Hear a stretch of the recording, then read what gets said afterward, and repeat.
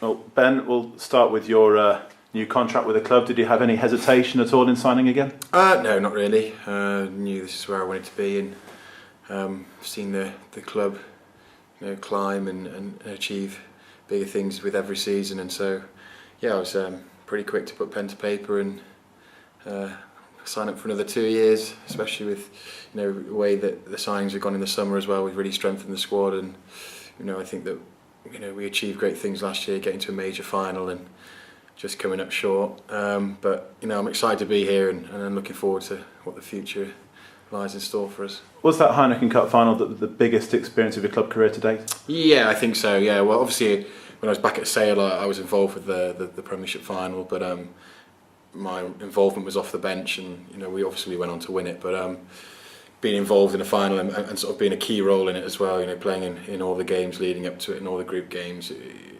it was just, I felt like if we did win it, that it would have been obviously my involvement through the team and just to be involved with the players that have come through all the come through the same sort of ordeal that I have. We were a young squad, and we got better and better with every year, and I think it just showed where the team had climbed to underneath Jim and Westy's direction. And I think that there's great things in the future for this club, and hopefully I'll be a part of that, and hopefully I'll play a key part in that again. How much of a motivation is a game like that in setting your goals for the future?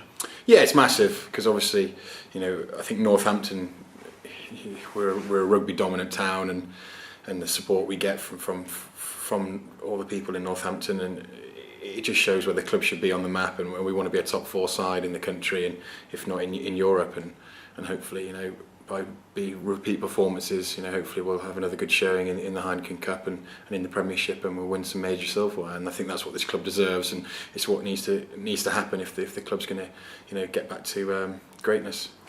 Your returns coincided with a couple of great results for the Saints. Are you worried about getting your place back in the team? I think that coming back and seeing the fresh faces and the new faces as well, and some of the talents that have been signed, and there's a few fullbacks knocking around, and just back three in general. I think that we've really strengthened those positions, and whereas in the past couple of years we've relied on sort of familiar faces playing in the same positions, but now we've got some talent and in depth, and we can vary the sides up, and we can put out probably like 2 or 3 teams that can seriously compete on all levels. So it's going to be tough. I've got to do some hard work. Yeah, Tonksi's been playing pretty well while I've been away, and obviously the new signing Caesar, he looks like he's going to be another one for the future. So I'm going to have to be on my toes and make sure I'm training hard. Dylan tweeted a pic last week of Mikey Hayward as the future of Saints rugby. Has there been anything similar with you? Not yet. No, not yet. You see, I haven't. I think they'll wait for a little bit. Leave me alone. I'm still a bit delicate. I've been getting a bit of banter about being a turnstyle. Obviously, missing that tackle in the quarter-final hasn't left me in good stead. So they've left off me a little bit.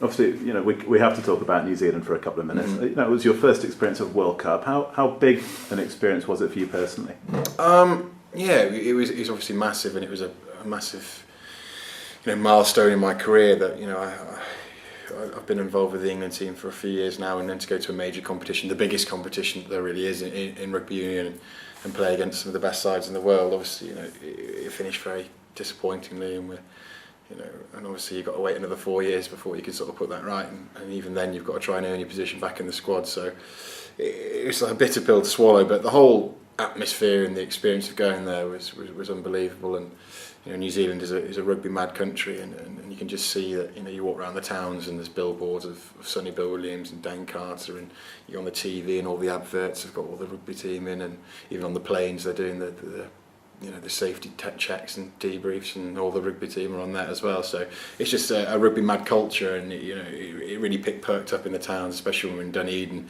It's like a ghost town during the week, and it came to the weekends, and it was game day, and suddenly people were just appearing out the woodwork, and thousands of people were turning up normally to cheer the other team on against us. But in the same, it was just a fantastic atmosphere to be involved in, and hopefully I'll have the opportunity again in another 4 years if I stay fit and work hard enough. Does it show, how, you say New Zealand's a rugby mad country, obviously the Rugby World Cup is in England in 2015. Yeah. So does it show how much a country can get behind? Yeah, definitely. Yeah, I think that New Zealand are pretty much written on now to win it. But it was just, you can just see that the support they have there, and it's just a massive event. I think it's been the biggest sporting event that New Zealand have hosted for many years, and the people have embraced it and realised that, and they've really got behind their side. And they've had a few worries because they've had a few injuries in key positions and a few hiccups along the way, but they're just very passionate about their rugby there, and I'm pretty sure that hopefully in 2015 that England will be in good shape, and hopefully we'll receive the same support, because we didn't really get it this year, let's be honest. But hopefully we'll see a different picture. And obviously we'll finally come back onto Saints action, because focus is now back on the club. How there's Ospreys this weekend, and then Newcastle and Wasps. How important is it for the momentum, do you think, and to be able to switch your mind back onto focusing on the week in, week out stuff? It's quite difficult, because you come away from an environment. We've obviously been away for a very long time, and coming back, like I said, there's a few familiar faces, but there's also some new guys that I've got to get used to, and used to the way they play, and they need to get used to the way I play, and it's sort of like gelling together as a team again.